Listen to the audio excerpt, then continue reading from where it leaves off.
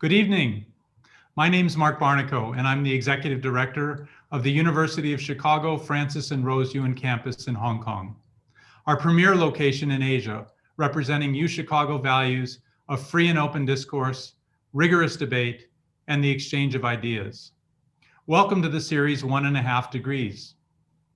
We're broadcasting tonight's event live via Zoom, Facebook, and YouTube from the UChicago Yuen campus in Hong Kong.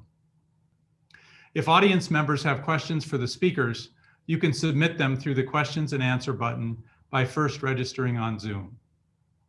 I also encourage you to visit our website at www.uchicago.hk for news and information on the latest events hosted by the UChicago Yuen campus, or follow us on the UChicago Yuen campus Facebook page. Tonight, we continue our series 1.5 Degrees, which addresses the significant threat of climate change and what we can all do about it. You may recall in our first episode, UChicago professor David Archer discussed the history of climate change. Before we go deeply into specific climate change programs on oceans in the coming weeks, we want to step back and revisit the Paris Agreement to help orient the audience on this enormous topic. Our expert this evening was a lead negotiator and actively involved in the process of getting the Paris Agreement signed. Let me first begin by introducing our faculty moderator this evening. Professor Kate Cagney is our Yuen campus faculty director. Her work at UChicago examines social inequality and its relationship to health with a focus on neighborhood, race, aging, and the life course. She's developed a series of papers on neighborhood social capital and its relationship to outcomes such as self-rated health, asthma prevalence, physical activity, and mortality during the 1995 Chicago heat wave, one of the early climate indicators that the Earth was in trouble. Currently, Professor Cagney works on 2 Chicago-based studies of neighborhood context and older adult health, and is examining the role of the social and physical environment of older adult well-being with the National Social Life, Health, and Aging Project. Kate was instrumental in the launch of our Yuen campus program, 100 Year Lives in Asia, last summer. You can find those programs on the Yuen campus website and YouTube channel. Dr. Zitouni Ould-Dada is a former lead negotiator for the Paris Agreement and currently Deputy Director in the Office of Climate Change, Biodiversity, and Environment at the Food and Agricultural Organization, FAO, of the United Nations in Rome, Italy. Before joining FAO, he worked as head of the technology unit at the United Nations Environmental Program in Paris for 5 years. And prior to that, he worked for the British government 15 years, holding several senior positions at Department of Energy and Climate Change, the Department for Environment, Food, and Rural Affairs, the Food Standards Agency, the Environmental Agency, and Ministry of Agriculture, Fisheries, and Food. Dr. Ould-Dada also worked for the French government on the international climate change during France's presidency of the European Union in 2008. His 23 years international work experience covers a wide range of fields, including climate change, energy policy, technology and innovation, agriculture and food security, environmental policy, radiation protection, and the 2030 Agenda for Sustainable Development. Dr. Ould-Dada is renowned internationally for his strong diplomatic and moderating skills, as well as his ability to build collaborative partnerships. I hope tonight you'll ask him questions about negotiation tactics and challenges he's faced negotiating during his career on this evening's program. Dr. Ould-Dada has many international positions, including UK lead negotiator on technology and chair of climate change negotiations under the United Nations Framework Convention on Climate Change, the UNFCCC, the chair of European Union Expert Group on Technology, chair of IRENA's Policy and Strategy Committee, member of International Energy Agency's Renewable Energy Working Party, among many other titles, which you can find on the link to his profile. Dr. Ould-Dada, welcome this evening. We're really excited to hear your presentation. I'll turn the floor over to you, and then Professor Cagney will join you when you're finished your presentation to facilitate a conversation and take the audience questions. Well, thank you very much, Mark, for this kind introduction, and thank you very much for the invitation as well to take part in this webinar series, and thank you, Kate, as well. Very nice to be part of this dialogue. Welcome everyone joining us online. I hope you will find this useful. What I would like to do is take you through a little bit of history of the UN Framework Convention on Climate Change, and to explain the Paris Agreement and what it means, and focus particularly on something that we neglect a lot in the negotiations and dialogues around climate change, tackling climate change, and that is the human factor, and how we can actually take that into account. And then I'll finish by zooming into the Asia context in particular. Where does Asia fit into the climate change agenda? And then after that, we'll have a chance to have a discussion. So I would very much welcome your questions or thoughts or views, so we can have a dialogue around that. So let me first start by just highlighting a brief history of the UN Framework Convention on Climate Change. So it was established at the Rio Earth Summit in 1992. And since then, there were two main agreements to tackle climate change. The first one was the Kyoto Protocol in 1997. Not everyone signed up to that. That was mainly about reducing emissions, greenhouse gas emissions, to tackle climate change. But in 2015, the landmark agreement was really the Paris Agreement, that involved countries from around the world to recognize the fact that we need to tackle climate change all together and have a global agreement that can set the vision, the rules, the actions that need to be taken, and the time frame as well. So what is the Paris Agreement? All you need to know, really, to put it simply, about the Paris Agreement is that it's a global agreement that addresses the issue of climate change in a way that says, you can see the goal there, if we want to avoid dangerous climate change, then we have to keep the global average temperature well below 1.5 degrees C. And this is really the goal that everyone has agreed on, based on the scientific evidence that says that if we want to avoid the impact and danger of climate change, here is the scenario we need to follow, and here is the target, here is the goal. Below 2 degrees, but ideally no more than 1.5 degrees C. And this comes particularly from the Intergovernmental Panel on Climate Change that sets, that provides the evidence on the state of climate change and what we need to do about it, and informs the UN Framework Convention on Climate Change and its conference of the parties. So in terms of the negotiations, just zoom into the negotiation, because this is a really very complex and lengthy process, because it involves all countries around the world and observers. So you can imagine it's not easy to reach an agreement.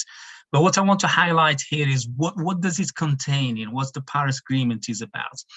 And I want to highlight the main issues here is about reducing greenhouse gas emissions, mitigation, adapting to the impact of climate change, but also making the means of implementation available. And these are mainly technology and finance. And all the discussions that are happening now with implementing this component of the Paris Agreement, they are all included in what we call the Paris Rule Book. Most of the discussions and negotiations that are happening are around what the Paris Rule Book includes and how we're going to put that into practice. That includes the rules in terms of mitigation, adaptation, transparency, finance, how we're going to monitor that, how we're going to monitor progress, when we will take a stock take of how we're doing, etc. But then I want to highlight the fact that this is quite an inclusive process. It includes, on one hand, the countries who negotiate, And you can see they're divided into groups to represent various regions of the world in terms of their interests, in terms of their objectives, but also similarities and culture, etc. But on the other hand, you also have the observers that come and attend the negotiations. And these include international organizations, but also local authorities and NGOs that represent various sectors, in addition to academia and farmers, youth, but also the press. The press is present really increasingly during the negotiations. And this is really important because obviously the nature of climate change is global, and everyone needs to have a voice in expressing thoughts and views and interests and concerns, etc. And UNFCCC provides that space actually that everyone will have a voice to influence the negotiations and to make sure that the interests are captured in the decisions that come out of these sessions. But the other thing I want to highlight here, because many people, as I showed you earlier in terms of the background from 1992, 97, the Kyoto Protocol, then 2015, the Paris Agreement, these negotiations take a long time and they can be very frustrating, very long, because as you can imagine and appreciate, it's not easy to negotiate between 195 nations, even though they're grouped into categories, if you like. But it's very difficult and very slow, and there's so many issues to look at and to try to resolve as part of the overall agenda. And it can be really very tiring. So normally the conference of the parties that happens every year around November, December, takes about 2 weeks. It takes 2 weeks. Sometimes it overruns a little bit, but normally it's 2 weeks. So during the 2 weeks, the participants, or the parties, as we call them, go through various issues in detail, and then the negotiations moves from the plenary to the working group to the informal groups, etc. So it's really lengthy process. But the thing I want to focus on here very briefly is on how do you get agreement reached, and how do you interact with the various people from different backgrounds and different cultures, and the whole world is negotiating, and consultations obviously are absolutely important in, as you can see in the picture here, but also consultations in the corridors, consultations formally. They're all kind of ways of doing that, but they're critical. And here on the human factor, it's very important to understand, how you're going to negotiate with people. What would make that negotiation a success? And you need to build some kind of trust really to be able to have a dialogue, to reach an agreement. And throughout my experience, what I noticed throughout the negotiations is that we tend to negotiate, but we tend to really underestimate this human factor. Why? Because we don't see everything when we're talking to people. So negotiation is not only about papers and words and decisions. And from my experience, I see the human factor, to be honest, the most important one, because you can get a deal or break a deal if you don't get on well with people, if you don't understand where they're coming from, if you don't converge into something that is a win-win. So even though we see people talking, giving statements, behaving in certain ways, it's very difficult to understand what's inside.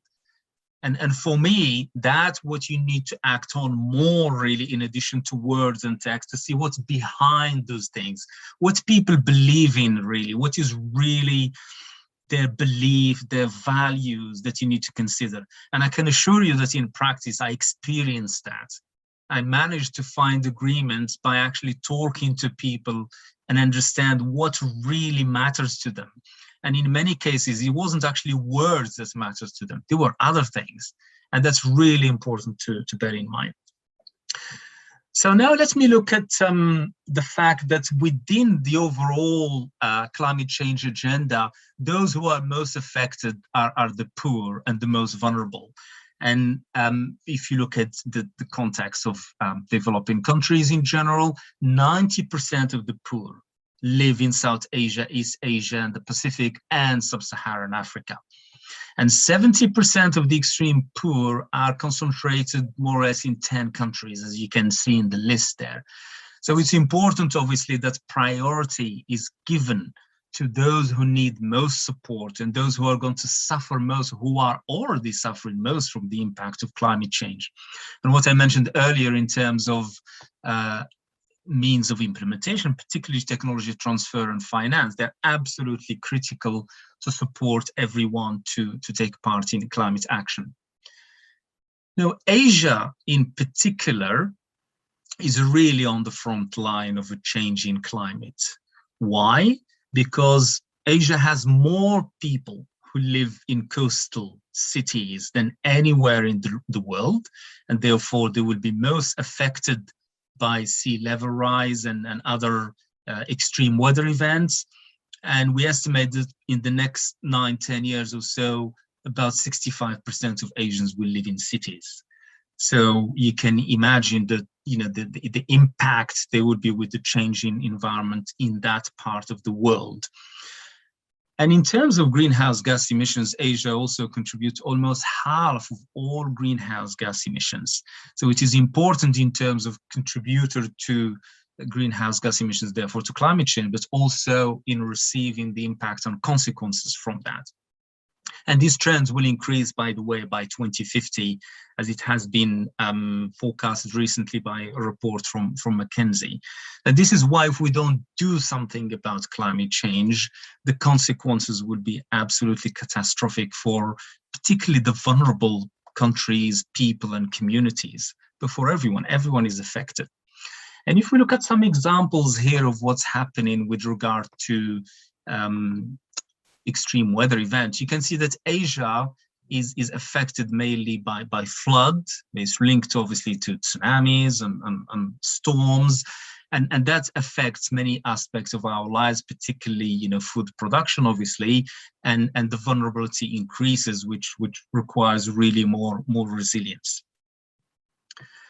Now, one other aspect I want to move on very briefly is to do with the international collaboration and the leadership in the climate change agenda, and particularly on the role of the USA.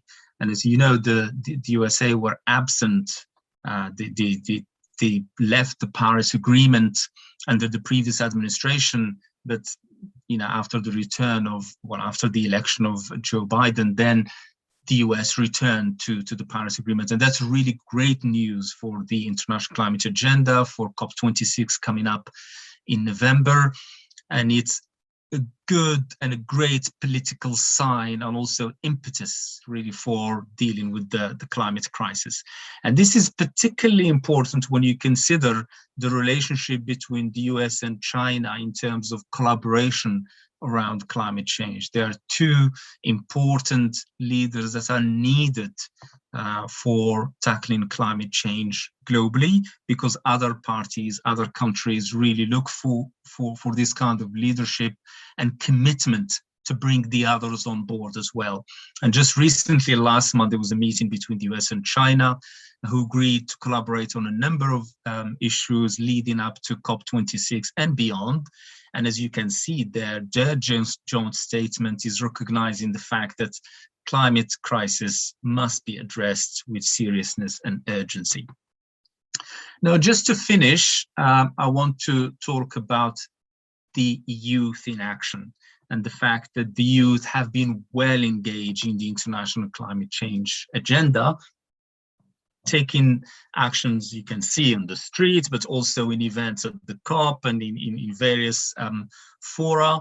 And it's important, obviously, for the youth to be engaged in this, because climate change concerns not just the current generation, but future generations as well. And it's important that people understand the impact and understand what needs to be done to address climate change and be part of this, because it concerns everyone and everyone needs to be part of it. So just to finish, obviously we all need to take action. I mean, the point I want to make here, even though I explained to you, you know, the UNFCCC process and the country's engagement, involvement, etc., it's not just a responsibility of governments and international organizations. It's everyone needs to be responsible about taking action to address climate change. You may underestimate some small actions, but they all add up. And at the end, everything we do is about getting people to realize the crisis we're in and what can be done at country level, at regional level, at international level, but at personal level to address climate change. So my question for you is, what is your action on climate change? What is it that you think you need to do, what you should do to help avoiding the dangers of climate change? So thank you, and back to you, Kate, and I look forward to the questions and discussion.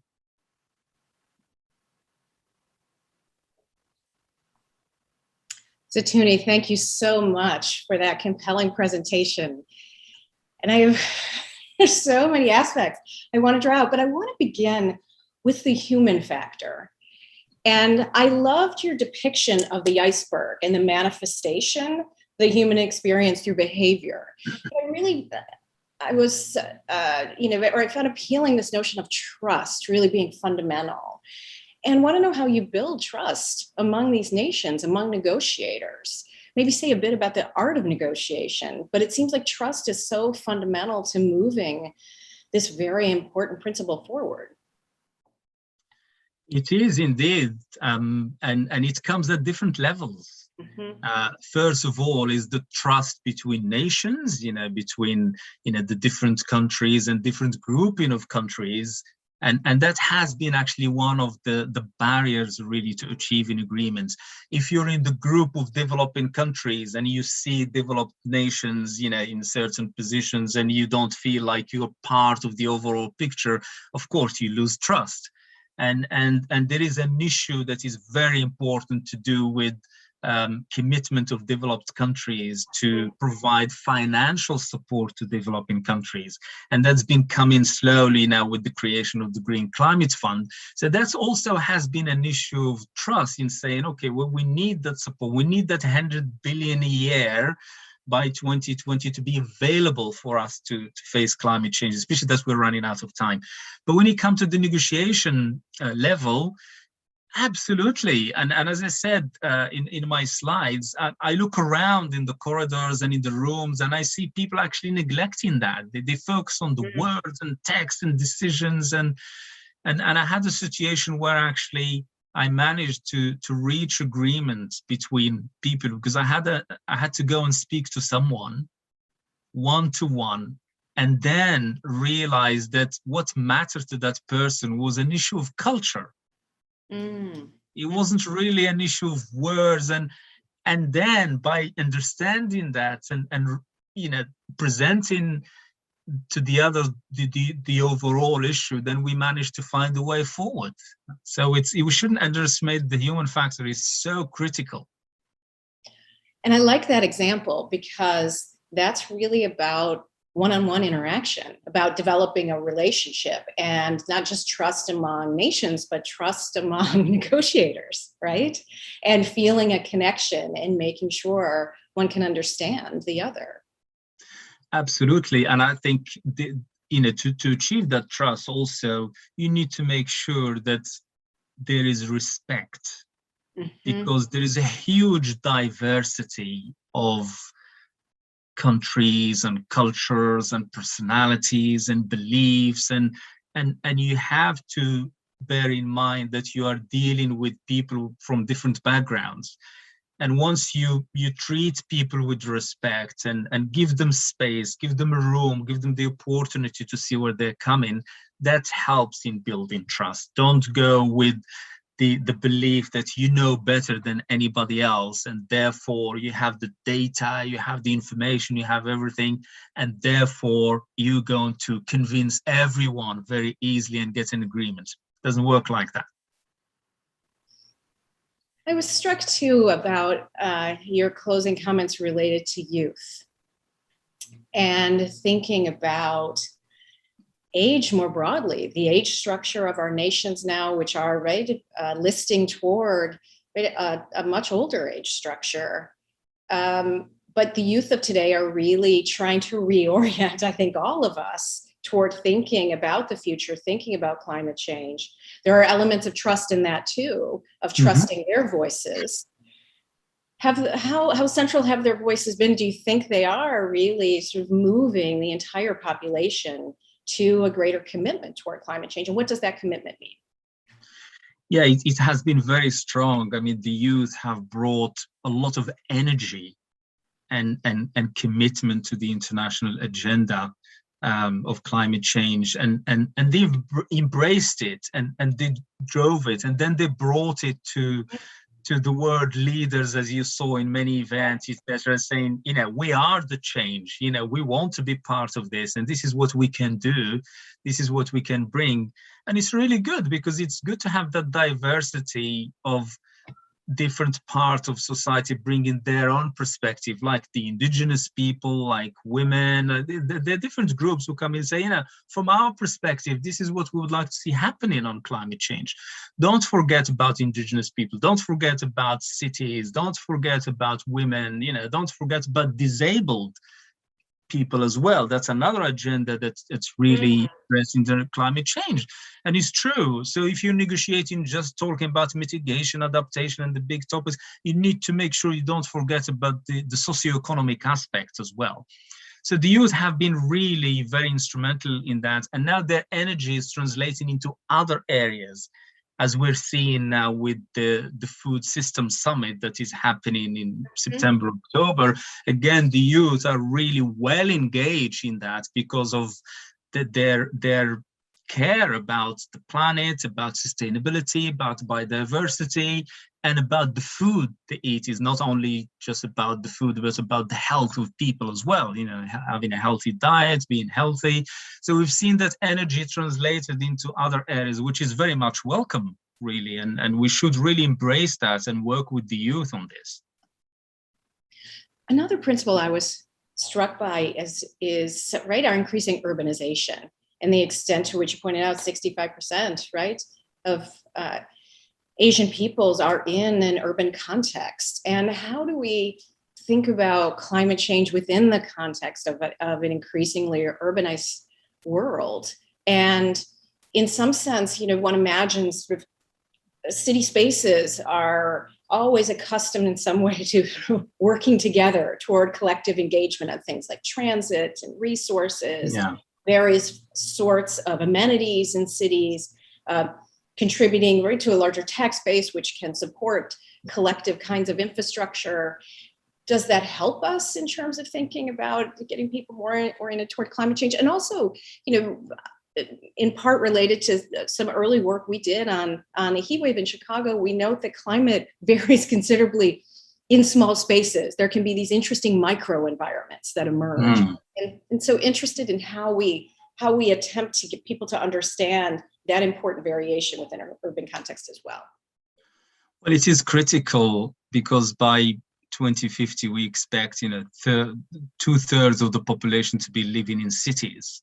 So you can imagine the pressure being put on that, and how do you design cities for that future that tackles the issue of climate change, tackle the issues of transport, energy, water supply, waste treatment, etc. So that's why in the international climate change agenda, for instance, as I mentioned in my slides, the local authorities are involved. The mayors come actually there and see what's happening in terms of discussion and how they can prepare, you know, the cities of the future. And there are various aspects that are used, obviously, to ensure cities are compatible with 1.5 degrees C by addressing issues to do with renewable energy, for instance, energy efficiency by having renewable energy in transport and energy efficiency in lighting, appliances, and others, but also by, you know, mobilizing people to understand and to help create green cities. You know, the concept of being, and we've seen this now with the pandemic, that people now appreciate the green space to be able to go for a walk, you know. So cities have to be designed in that way. It's not just a place to live in and you have multiple stories, and they have to be designed for the well-being of people, and at the same time to respond to climate change, to adapt, to have cities that are resilient to floods, to drought. That's absolutely critical, because if you continue designing the cities just in the same way we did before, then it's going to be failure. They have to adjust to changing climate, to changing environment, and also to take on board people who are going to live in cities and make them sustainable. So there need to be good awareness raising among people to understand how to live in cities in a sustainable way. Well, that was a great answer. We're at the top of the hour, and so I thought this might be the right moment to move toward questions from our listeners, of which we have many, and many terrific questions. So be an engaging next section. So one question is about adaptation strategies that developing countries should have, particularly regarding agricultural practices, given that this is the main source of income for many South and Southeast Asian nations. How do you think they should proceed? No, well, adaptation is absolutely critical, and actually for most developing countries, adaptation is much more important and critical than mitigation, because developing world in general, they contribute very little to greenhouse gas emissions compared to others. So adaptation is critical. There is support to all countries to develop national adaptation plans, and that's, these are strategies that spell out, what countries need and how they're going to plan to adapt to climate change for various sectors, including agriculture in our case. So adaptation is critical, and it's rising up the agenda now. Actually, most of the focus was on mitigation, unfortunately, and now we've seen adaptation really rising up. It's absolutely critical, because we reach a stage where whatever happens, we need to adapt. Even if we were to stop greenhouse gas emissions today, turn off, nothing is released, the impact is not going to stop. We need to adapt what we released and the impact that has created, and is going to be long lasting. What we're trying to do is to avoid dangerous climate change by staying above 1.5 degrees C. We need to be below that so that we avoid the catastrophe.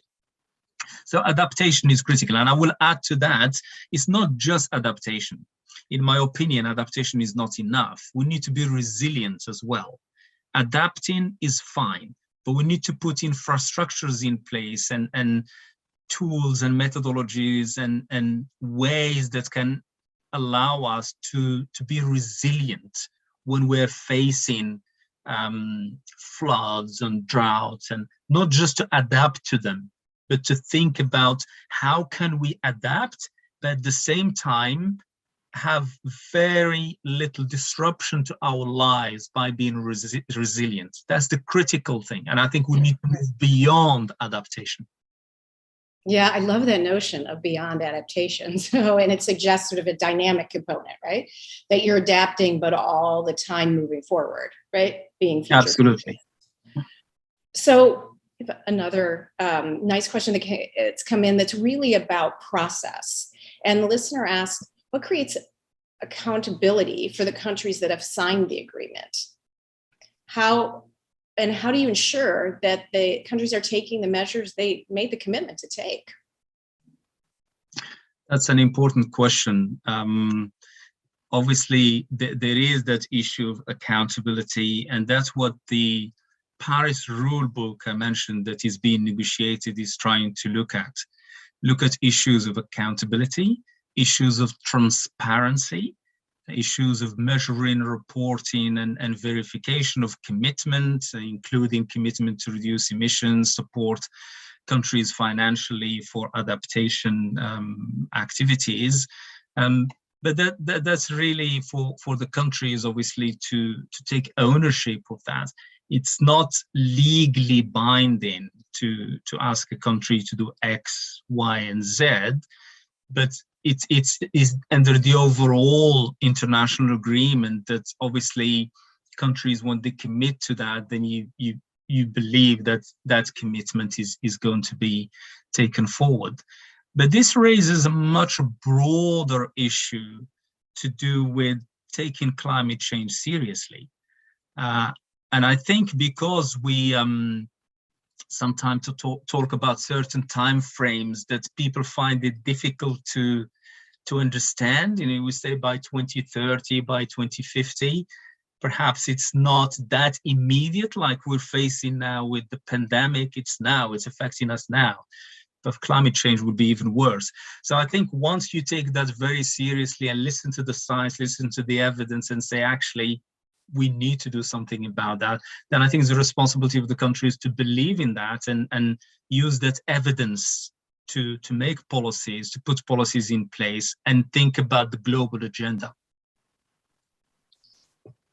It's great. And I have a related question from a listener.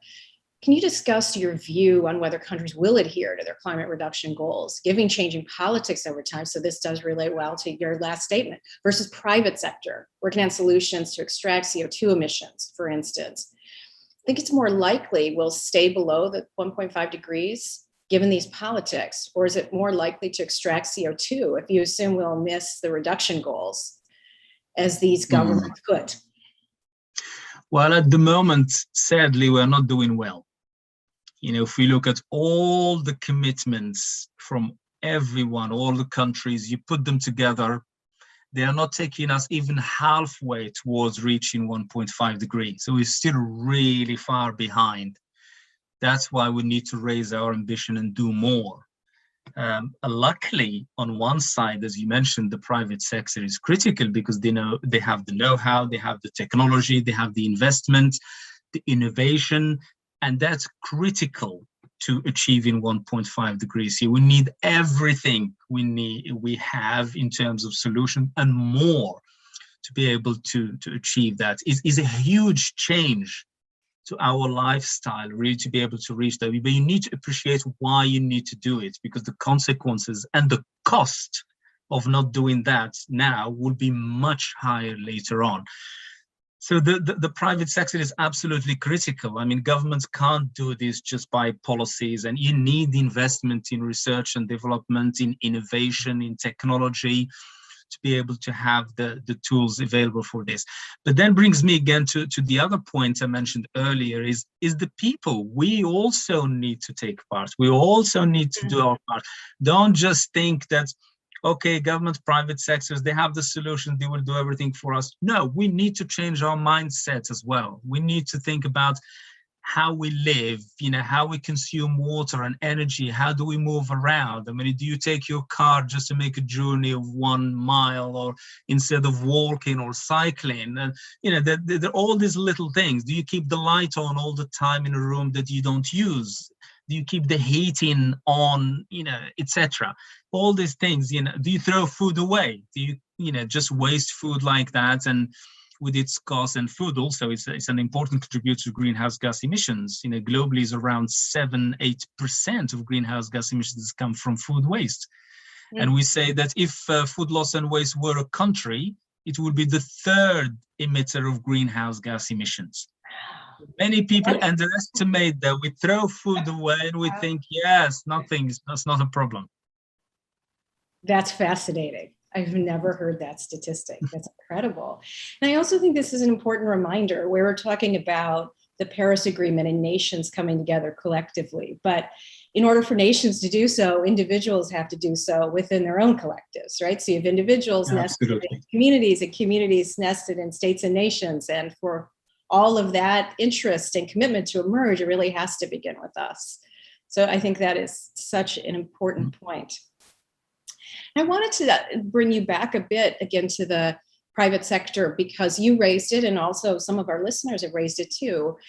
What do you think are the promising technologies and innovations you're seeing that are emerging from the private sector, and where should investors be focused? Yes, well, obviously there has been a lot of investment in renewable energy, and now renewable energy is cheaper than fossil fuel. There has been a lot of investment in energy efficiency.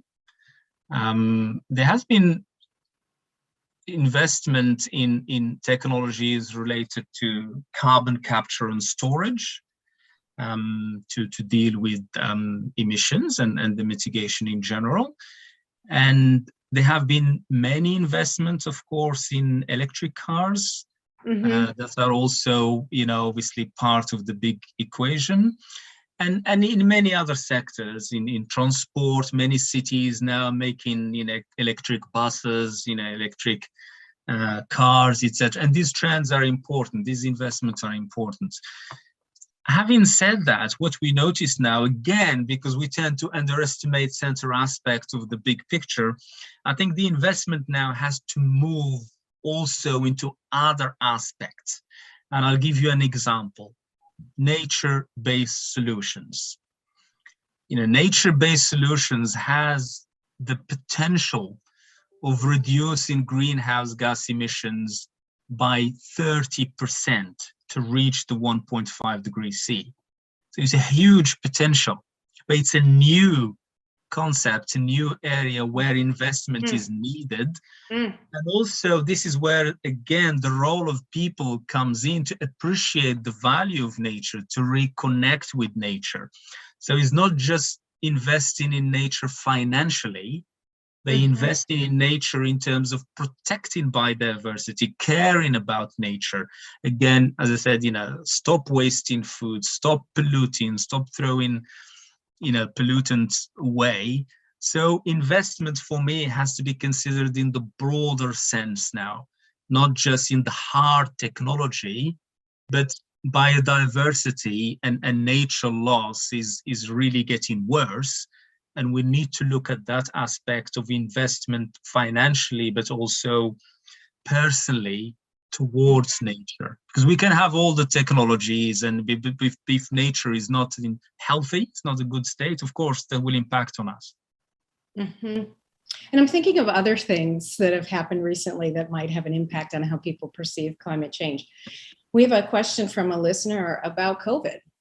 And do you think sort of our experience of COVID, again, both from a societal standpoint where we had to come together to mitigate it, but also, is there an intersection between this kind of occurrence and climate change? Do you think it's made people more attuned to these global kinds of challenges? It has to. It has to, because then if it doesn't, then we would have learned nothing. Right. Because what the pandemic has shown us actually is that we are not prepared at all. If climate change obviously is hitting in different parts of the world, and still in many places we're not actually prepared to deal with that impact. And COVID and climate change have so many similarities. Excuse me. They all have impact across the world. You see, but they affect everyone. They have socioeconomic impacts, obviously. They're both risk multipliers. So both COVID and climate change, because of climate change, you have impact on agriculture, on the economy, on water, on people's lives, on immigration, etc. And the other thing that is really critical that they have in common is that they both affect the most vulnerable. Yeah.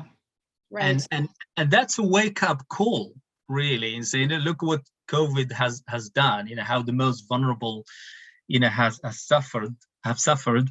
And then for climate change is it's already the same. We see that the most vulnerable communities are the most affected.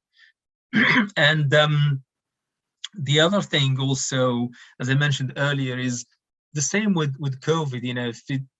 If you don't prevent, then you pay a higher cost to respond. So the cost is much more. So that's the lesson that we need to learn from this.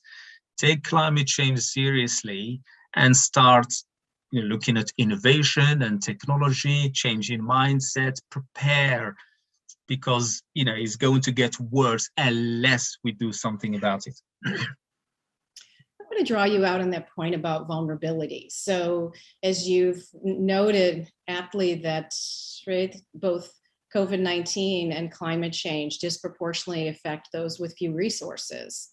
And so how do we galvanize nations to be attuned to the needs of the most vulnerable? Yes, I mean that's a critical point, really. I mean, the whole 2030 agenda for sustainable development is geared towards leaving no one behind. And that concept really, if it's well understood and applied, it means that we have to give priority to those people who are suffering the most, and they're the first to be affected. And at least, unless we address this, of course, we will always have that impact to the most vulnerable. Now, this obviously has to be done also at a local level, where those communities are helped in terms of infrastructure, in terms of access to energy and water and food, etc. So for me, that's really where we could make a difference. Mm-hmm. That's if we really want to make long-lasting change and take people out of, the end of the queue and bring them to a certain level, then we have to start with those. And when we're talking about innovation and technology, etc., for certain communities, of course, the investment is so small to make a big difference. Right. And we often tend to think, oh, you need innovation in the big scale and support in the big scale, etc. And you see this in other contexts with charities, and where, say, just help with $2 or something to build a toilet in a particular country or something, so that local communities can benefit from that, or to have access to water or something. It's really not a big thing to make that difference. So for me, this is really the focus. If we really want to make a difference, then do these practical things with the people who are most affected. And that is such an important insight, because, right, your example of the intervention with the toilet is something that, right, is low cost but high impact. And so it's not as if we have to wait for some, as you noted, right, some incredibly expensive technological innovation. We can make small choices every day and relatively small investments that will have an enormous impact, it seems. So, we're getting a number of questions too, just back on the agreement itself. And I think we began with this conversation of the art of negotiation and, right, how one gets people to agree. But once they agree, how do you get them to commit? And are these policies being strictly implemented, and are people adhering to them? Yes, overall, what happened, as I was saying, with the Paris rule book, so there are processes that allow people to report on progress, to communicate their emissions reductions, their policies, and their actions, their financial support, etc. So there is this system in place, and the rule book is trying to make it even more detailed and also harmonized, so that people report in the same way, in the same format, at the same time. Excuse me. And this is what is being discussed now. So obviously, the whole convention is set up for people to commit and honor their commitment. And as I was saying earlier, I think the countries realize, when they realize the importance of climate change, is in the interest of their people, of everyone, actually, to commit to those actions, to reduce emissions, to adapt, to build resilience, etc. So obviously there is the political aspect, there are the economic aspects as well involved in this. But if you're not a politician, obviously you think beyond that picture, look at the overall picture. We are in an emergency and a crisis that will affect everyone. And that's really, critical that we look at that seriously. For me, that's really important. So another listener asked whether the UN is the appropriate enforcer for such an agreement. And is enforcer, I might ask, for even the right approach, right? Yeah, it's not an enforcer. The UN is a convener. Yeah, I like that. Yeah. So you convene, you offer space to everyone, and you support, you help, you advise, you provide evidence, you support on the ground. And that's what the UN does. Enforce, it's, as I said, that, for example, when the Kyoto Protocol was set up, there were certain rules and reporting, etc. Was a different nature to the Paris Agreement. But I think now there is enough evidence, to be honest, for everyone to realize the economic and social cost of not taking action on climate change. And this has been happening for many years, well before the Paris Agreement, with the Stern report on the economic impact of climate change and other studies who followed after that. And as I was saying earlier, now we're in a situation where we know that the costs are much greater later on than now. And we have a window of 9 years, basically, to fix this and stay below 1.5. If we miss that window, then the cost would be even enormous. And the cost, not just in financial terms, in human terms and nature terms as well. So just had a question come in that's of very sort of broad perspective. And the listener asks, how do you reconcile the importance of this topic and the need for quick action versus the important things like gender equality, racial equality, the poor history of action on these issues? And I think, at least in the US context, we just marked the 1-year anniversary of the murder of George Floyd. Right? There's a lot of attention thinking about racial justice here. If we cannot act on basic human rights, how do we get quick action in something, in some sense, as this listener points out, is less tangible to people, I think, in a day-to-day way? And so how do you I think you've done a terrific job today of helping us think about this again more in the context of our daily choices. But I'd love for additional comment on that. No, that's a good question, and that's exactly the point I'm trying to make. To have those tangible actions is to move from decisions and agreement and rule book, and obviously into something that changes people's lives, improves people's lives, and then we all become part of that.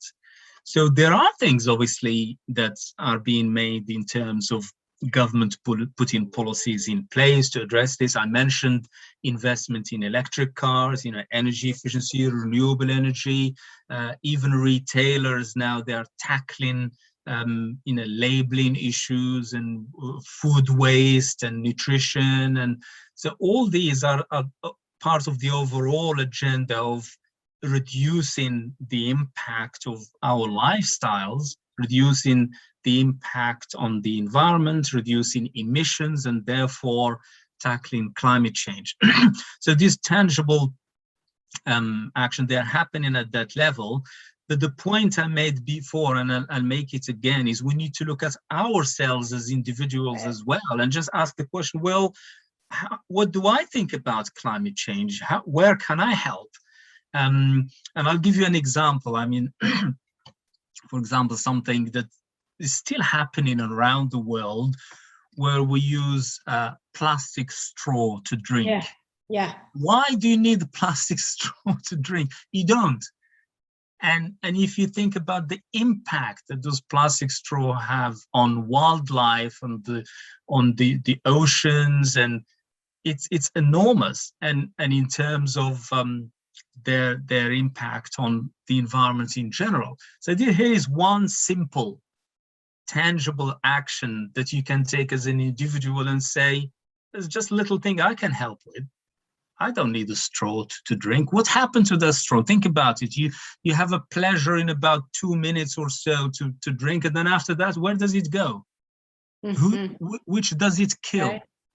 The aquatic creatures that are killed because of straws and plastic bags. And so that's the thinking that's in this thing, well, here is how I can help as an individual. So a question just came in asking about 2 or 3 key things individuals could do to contribute to reversing climate change. So you've given us one. Are there a few more? to help direct That's the first one. The second one I would say is stop wasting food, because basically we waste the third of the food that is produced for human consumption. And with that goes, of course, all the energy and the water and the soil and everything that goes into producing it and transporting it and making it available to us. That's the second thing we need to do. Excuse me. And the third thing, as I mentioned earlier, is to change our mindset, start using our legs, walk a little bit, think about, well, do I really need to take a car or, a train or for a small distance, for instance? Just start with something small and realistic. The other thing I would say, I don't know if people have access like to gardening, you connect a little bit more with nature and appreciate, the environment. And that gives you the opportunity also to compost, to recycle, not to throw things away, but actually reuse them into, your daily life, use them in the garden, in other places. And also in some other places, you could actually collect rainwater. I mean, I collect rainwater in my garden and I use it to water the pots. So it's not difficult thing to do, but it's very rewarding. That water just goes, but you have 2 water tubs, 2 or 3, and it's amazing when it's dry and it's not raining, and you just turn the tap on what you collected, you go and water. Great. Yeah, you get used to that. And then I have a hybrid car as well. Okay.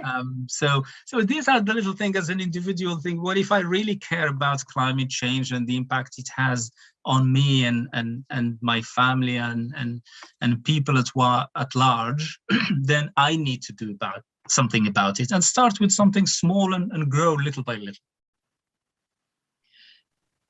So I'm struck today by our gathering, and there are a couple hundred of us who are here to listen to your thoughts about climate change. And of course, we didn't get on planes to do so.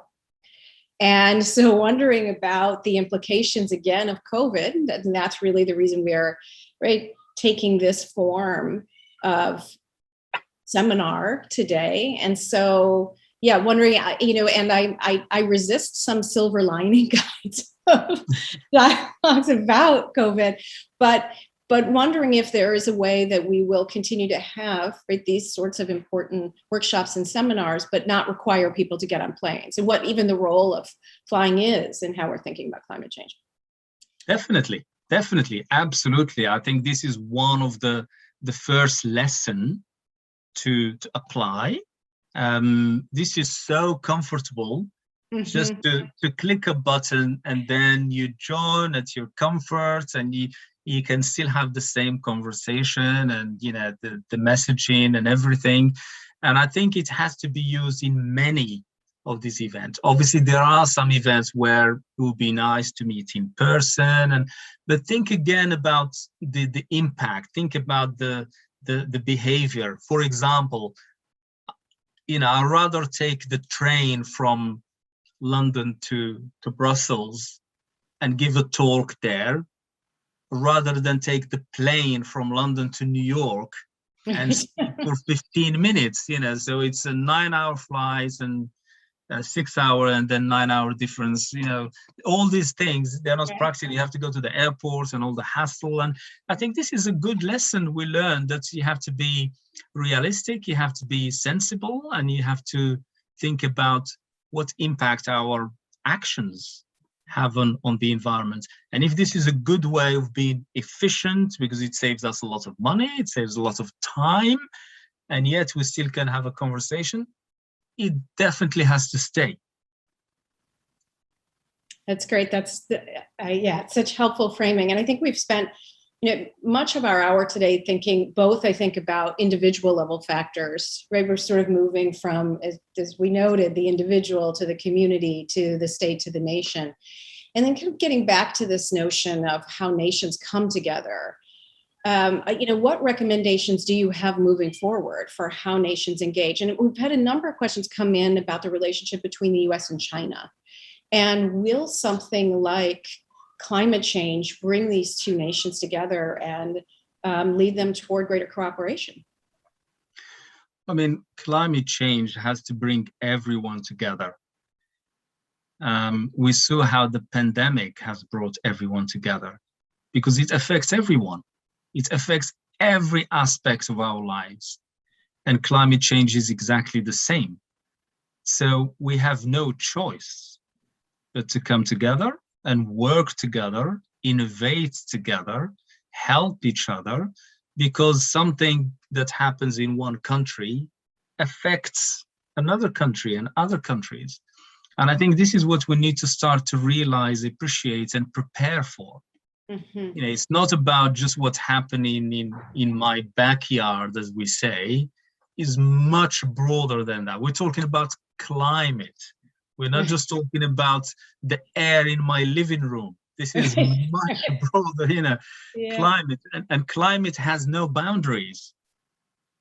That's why the countries need to come together and say, well, this concerns everyone. It's something that it's already happening in terms of collaboration and international cooperation, which is great. And it has to continue like this, has to be even stronger. And the collaboration between the US and China is absolutely critical because they are one of the two main leaders in this climate change agenda that the others are looking up to. Mm-hmm, mm-hmm. It motivates, it brings that energy to commit, to do more. Because unfortunately, when the US was out of the Paris Agreement, well, many countries felt, well, why should we take on the burdens of other nations that should take their part of the responsibility? Because this is a global issue. But now having everyone on board is fantastic, and that's the way it should be. And that's how we can tackle this global issue. It's not just for developed or developing countries or private sector or local authority, or it's for everyone.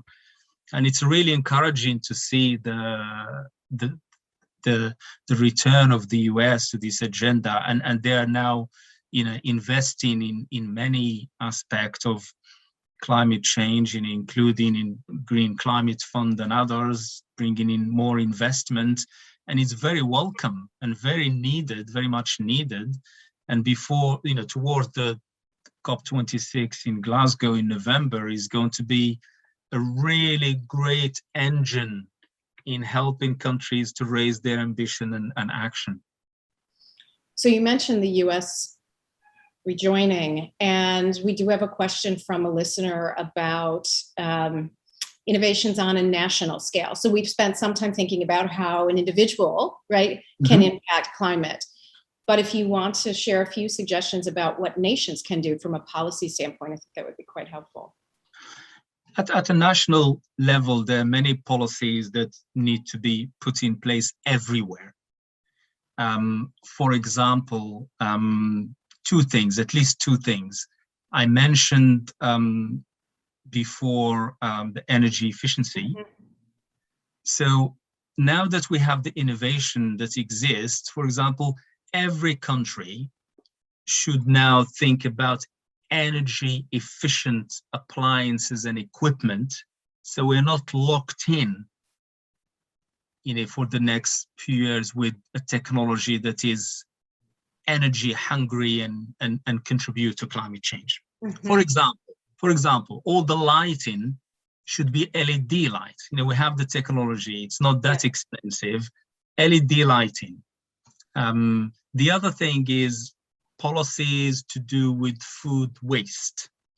Many countries now have made this into law, forbidding supermarkets from throwing food away, but having alliances with charities to use that food and bring it to the people who need it rather than throw it away.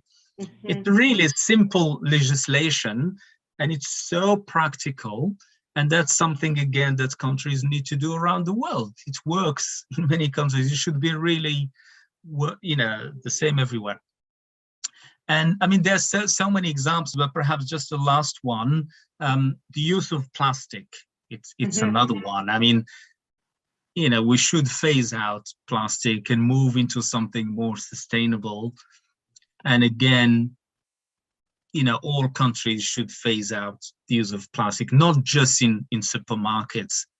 I'm talking about, across the board, particularly in places where you don't need plastic for, what for example, you go sometime to supermarkets and you find apple in plastic. Why? And then it's, or a banana wrapped in plastic. Yeah. You say, why do you need the plastic to, anyway, so that's, for me, these are the kind of, tangible thing we could do at a national level. And sometimes you need this legislation to help with making things happen. For example, if you forbid the use of plastic bag, that's a law, that's it. And you need sometime that kind of legislation to make things happen quicker and more efficiently. And I might even note that even the development of the legislation alone, right, brings attention to the issue and conversation around it and makes people attuned to these needs.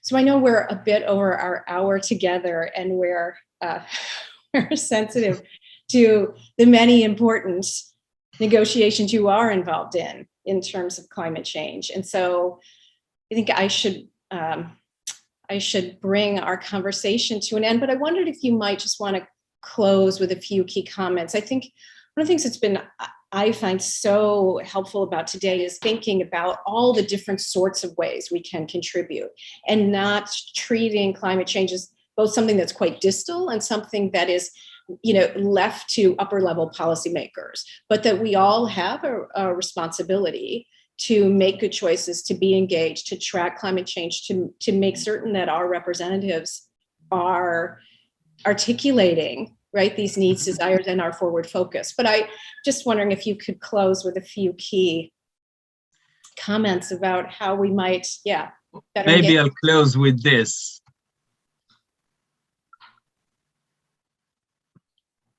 I wonder if everyone can see that. I can see it. Interesting. So obviously, at the moment, there is so much investment in the recovery from the pandemic. And my main message is not to think just short term. Think about the long term. What are we facing for the long term? So we put in so much money on the pandemic, and that's absolutely right, because it's important to us and to everyone.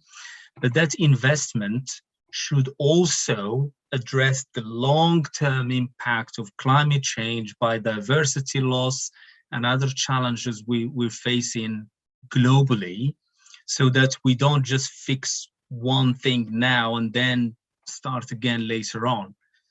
We know what we need to do to stay below 1.5 degree and to avoid a dangerous situation like the one we're now from happening.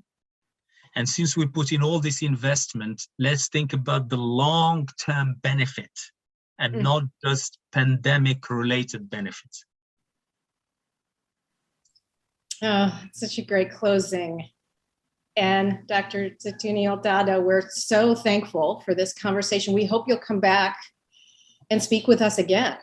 With pleasure. Maybe we could have a conversation over time. I think one of the most important matters here is that we become sensitized to the critical nature of these issues. And I feel like one of the key ways we do so is through conversations like this one. So very thankful for your time today. Thank you very much for the invitation. And I hope that people who joined us online found this useful. And thank you for all the questions. It's been really very interesting. And I hope they enjoyed the discussion. Thank you so much. Thank you. Bye. Bye.